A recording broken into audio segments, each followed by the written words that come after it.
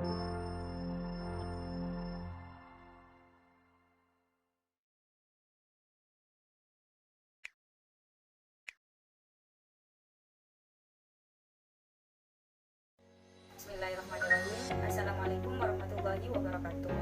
Nama saya Ida Laila dari kelompok 5 dengan tema akuntansi obligasi yang akan menjelaskan pada poin pertama, yaitu pengertian akuntansi obligasi. Obligasi berasal dari bahasa Belanda, yaitu obligat, yang dalam bahasa Indonesia disebut dengan obligasi, yang berarti kontrak. Dalam keputusan RI 775 atau KMK 001 atau 1 disebutkan bahwa obligasi adalah jenis efek berupa surat pengakuan utang atas pinjam uang dari masyarakat dalam bentuk tertentu untuk jangka waktu yang sekurang-kurangnya yaitu 3 tahun dengan menjanjikan imbalan bunga yang jumlah serta saat pembayarannya telah ditentukan terlebih dahulu oleh emiten atau badan pelaksana pasar modal. Obligasi adalah surat utang yang diterbitkan terbit obligasi kepada pemegang obligasi beserta perjanjian untuk membayar kembali pokok utang beserta pokok bunganya beserta kupon bunganya pada waktu yang telah ditentukan. Saya itu akan menjelaskan tentang karakteristik obligasi. Karakteristik obligasi ada 4, yaitu yang pertama nilai nominal adalah nilai pokok dari suatu obligasi yang akan diterima oleh pemegang obligasi pada saat obligasi tersebut jatuh tempo. Yang kedua, kupon adalah nilai bunga yang diterima pemegang obligasi secara berkala atau kelaziman pembayaran kupon obligasi adalah setiap 3 atau 6 bulanan. Kupon obligasi dinyatakan dalam annual percentage. Yang ketiga yaitu jatuh tempo adalah tanggal di mana pemegang obligasi akan mendapatkan pembayaran kembali pokok atau nilai nominal obligasi yang dimilikinya. Yang keempat yaitu penerbit atau emiten. Saya Afniatul Fudla. Di sini saya akan menjelaskan jenis-jenis obligasi. Jenis-jenis obligasi berdasarkan penerbit obligasi. Yang pertama ialah obligasi pemerintah, dan yang kedua obligasi perusahaan milik negara, dan yang ketiga obligasi perusahaan swasta. Dan berdasarkan sistem pembayaran bunga, yang pertama yaitu obligasi kupon, dan yang kedua obligasi tanpa kupon. Dan berdasarkan tingkat bunganya, yang pertama ialah obligasi dengan bunga tetap, dan yang kedua obligasi dengan bunga mengambang, dan yang ketiga obligasi dengan bunga campuran, dan yang terakhir ialah obligasi tanpa kupon. Dan di sini juga ada berdasarkan jaminannya, yang pertama yaitu kolateral, dan yang kedua debenture, dan yang ketiga supporting debenture, dan yang keempat obligasi pendapatan, dan yang terakhir ialah obligasi hipotek. Di sini saya akan menjelaskan tentang prosedur penerbitan obligasi. Yang langsung saja, proses umum yang dikenal dalam penerbitan sebuah obligasi adalah melalui penjamin emisi atau underwriting. Dalam penjaminan emisi ini, satu atau lebih perusahaan sekuritas akan membentuk suatu sindikasi guna membeli seluruh obligasi yang diterbitkan oleh penerbit yang menjualkannya kembali kepada investor. Pada penjualan obligasi pemerintah ini biasanya melalui proses lelang. Sedangkan bagi pemerintah daerah yang ingin menerbitkan obligasi, biasanya telah diatur oleh otoritas jasa keuangan atau OJK yang mengeluarkan peraturan OJK atau POJK tentang penerbitan obligasi dan cukup daerah. Sehingga sekarang ini pemerintah daerah dapat membangun infrastruktur di daerahnya, tidak hanya mengandalkan sumber keuangan yang berasal dari anggaran pendapatan dan belanja daerah atau APBD saja. Penerbitan obligasi daerah ini juga bisa dilakukan melalui mekanisme pasar modal domestik dalam bentuk rupiah.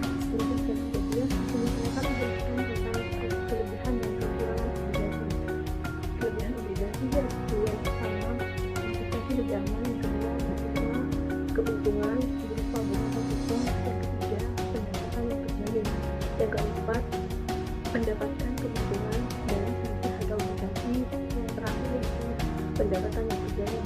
Sedangkan kekurangan obligasi yaitu tidak bisa cair setiap saat, yang kedua risiko uang tidak kembali, dan yang ketiga risiko tidak benar. Saya Fatimah Zahra.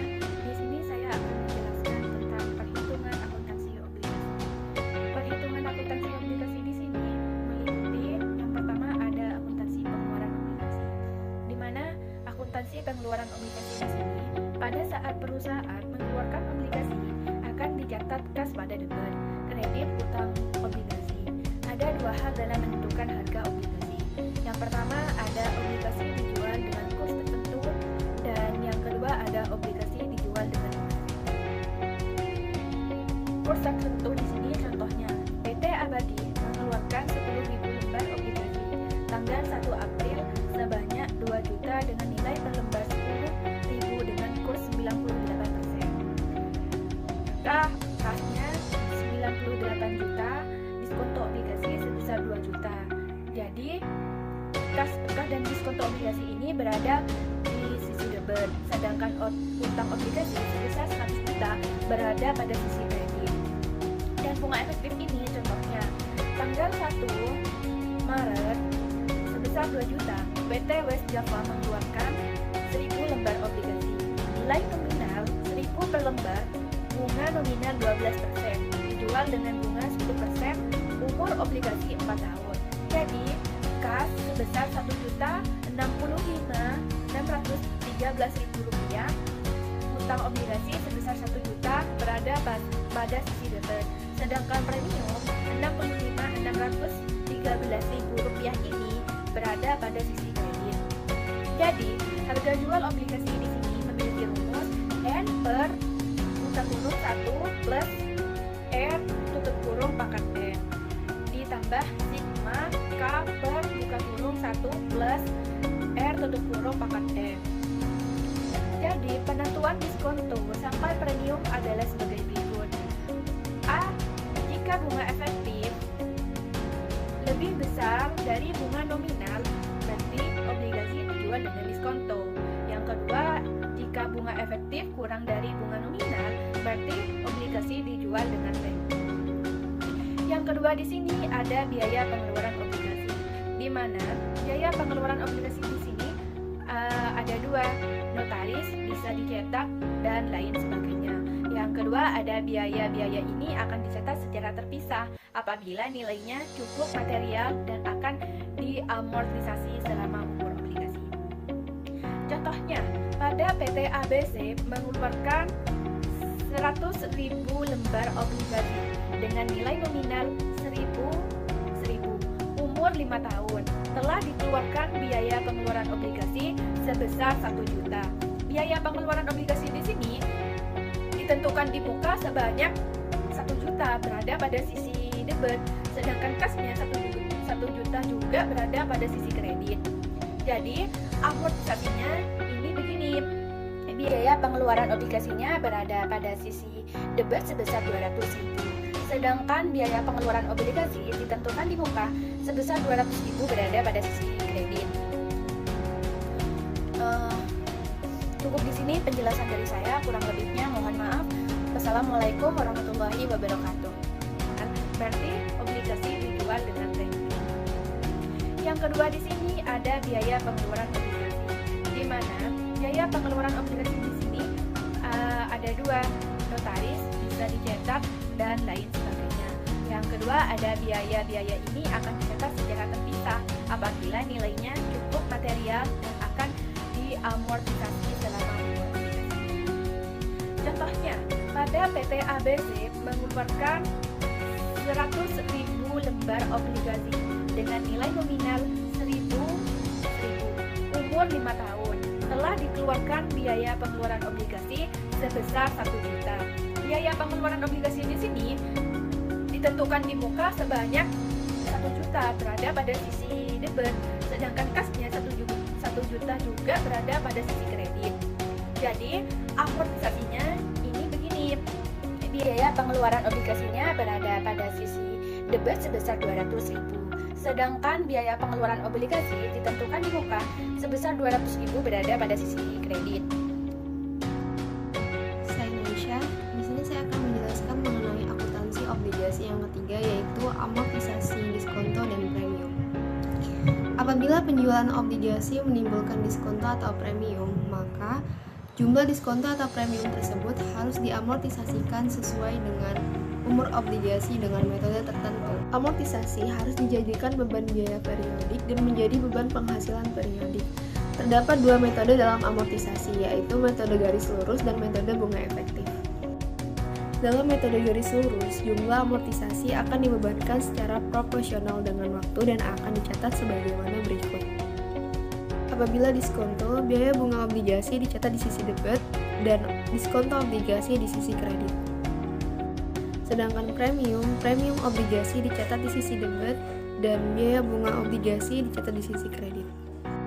Contoh diskonto, PT XYZ mengeluarkan 10.000 lembar obligasi pada tanggal 1 Januari 98. Nilai nominal obligasi 10.000 per lembar, bunga 12% per tahun dibayar tiap tanggal 1 Januari dan 1 Juli. Obligasi dijual dengan kurs 98%, umur obligasi 5 tahun. Maka jurnal penjualan obligasi per 1 Januari 98 adalah kas pada sisi debit 98 juta, diskonto obligasi pada sisi debit 2 juta, dan utang obligasi pada sisi kredit 100 juta. Kemudian pencatatan pada jurnal biaya bunga per tiap tanggal pembayaran bunga. Biaya bunga obligasi dicatat di sisi debit dan kas dicatat di sisi kredit sebesar 6 juta. Kemudian jurnal amortisasi diskonto per tiap akhir tahun. Biaya bunga obligasi 400, diskonto obligasi 400. 400 sama dengan 2 juta per 5 tahun. Sedangkan contoh premium, PT Indah menjual 1000 lembar obligasi dengan nilai nominal 1000 per lembar. Umur 6 tahun, bunga nominal 15% dengan kurs 104% pada tanggal 1 April 98.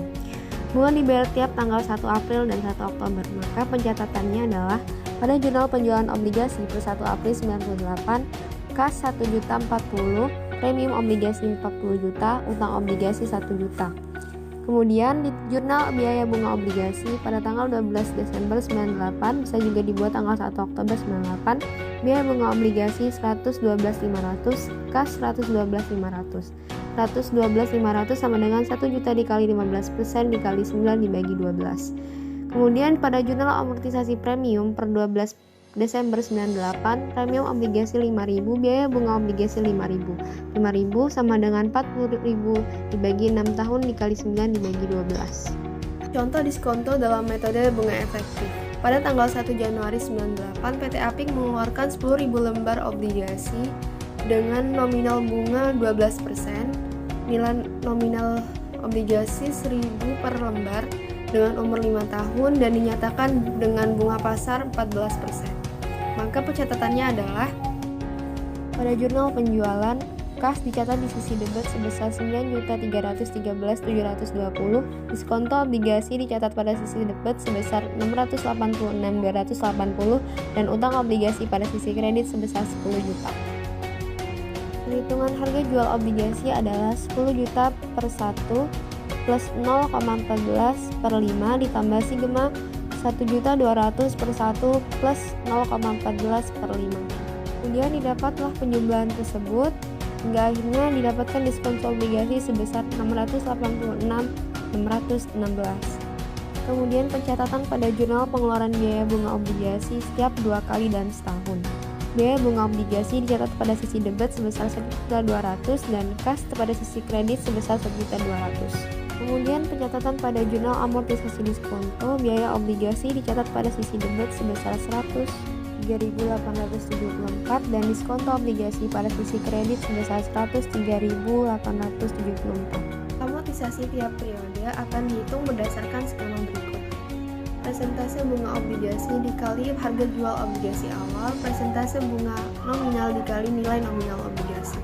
Amortisasi diskonto atau premium dalam kurung A dikurangin B.